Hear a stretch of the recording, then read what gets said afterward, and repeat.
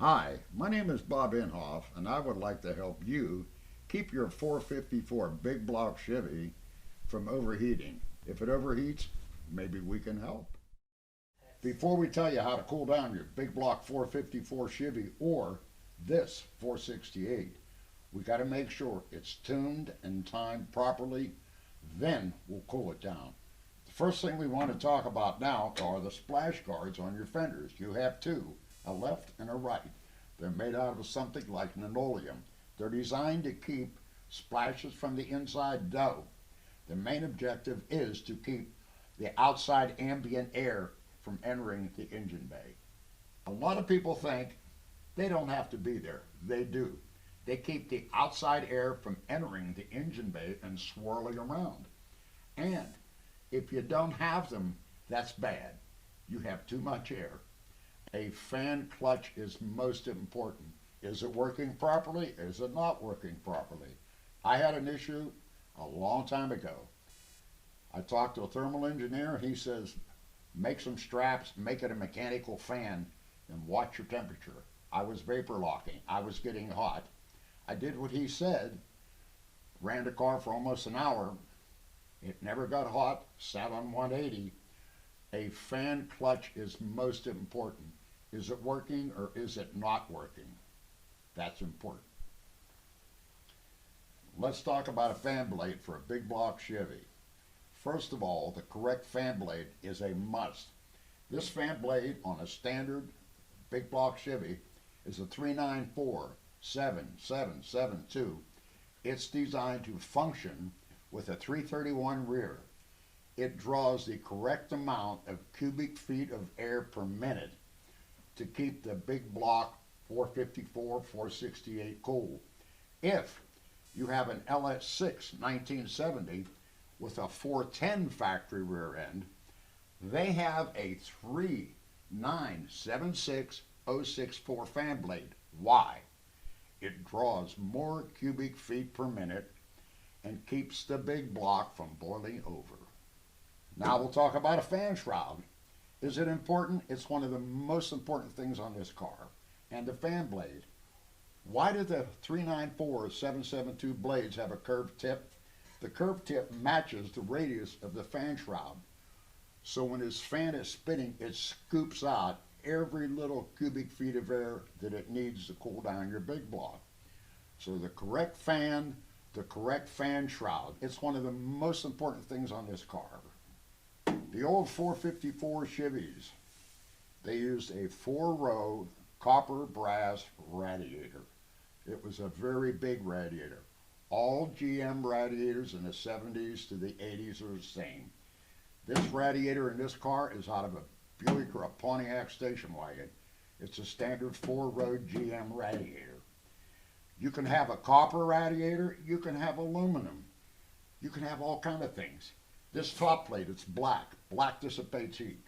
This is black, it dissipates heat. You can put the shiny, the chrome. Chrome reflects heat. Black dissipates heat. I would go with the stock items. Why? They've been working for 50 years. Now that we have the shroud on the car, is it mounted properly?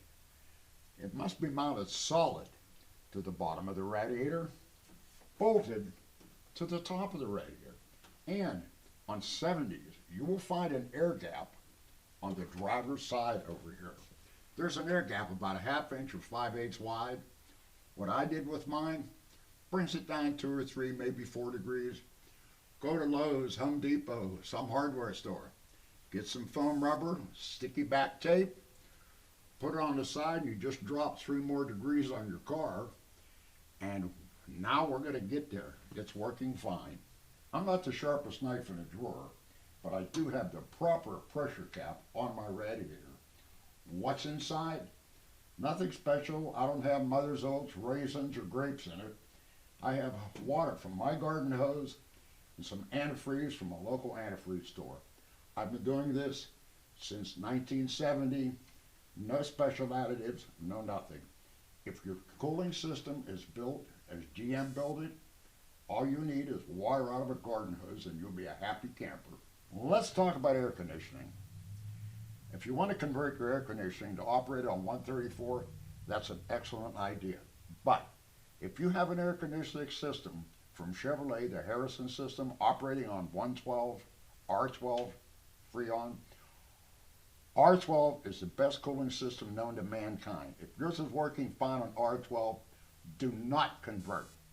R134 is fine, but it's not as good as R12. I converted this. If you want to convert it and you don't have at least $1,400, shut the hood, because don't start. Either do it right or don't do it. It took me 3 or 4 years because I was doing bits and pieces. Then I finally decided, spend the money, get it done. First thing you want to do, take the evaporator out. Why? That evaporator has been in the car 50 years. Everybody thinks it's wonderful. Do you know how many bugs, snowflakes, leaves, and junk is in it? You lose airflow. So you replace that. You send a POA valve to an air conditioning company and have it adjusted for R134. Then you buy R130 reproduction hoses. Why? R12 has big molecules. R134, they're small. They'll leak through a 1970 factory hose. So I was charging mine every year or two, didn't know why. So I found out the smaller molecules of 134, you have to buy hoses that are compatible with 134. Now you've got the correct hoses. If you use the old style GM A6 compressor, they leak a lot out the front seal, which is okay, you can rebuild it constantly. Instead, I bought a 10-cylinder air compressor from a vendor that uses all the factory nuts, bolts, brackets. You didn't need a chainsaw or a big giant hammer to bolt it on the car. It fits as factory. The condenser in the front, the old style fin and tube that 70s came with, if you can keep your car 35, 40 miles an hour, it'll be ice cold. But if, with 134, you get in traffic, 134 runs a lot hotter than R12. When you're in traffic with the old style tube and fin, it's going to warm up and be blowing hot air. I put in a parallel flow condenser.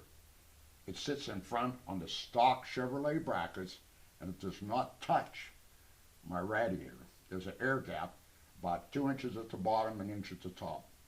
So if you want to convert to R134 with your 70, like I said, if you don't have $1,400, don't start. It's either do it right or do it again, and how many times you want to do it. R134 is good, but like I said, if you have a good R12 system, leave it alone. It's the best in the world.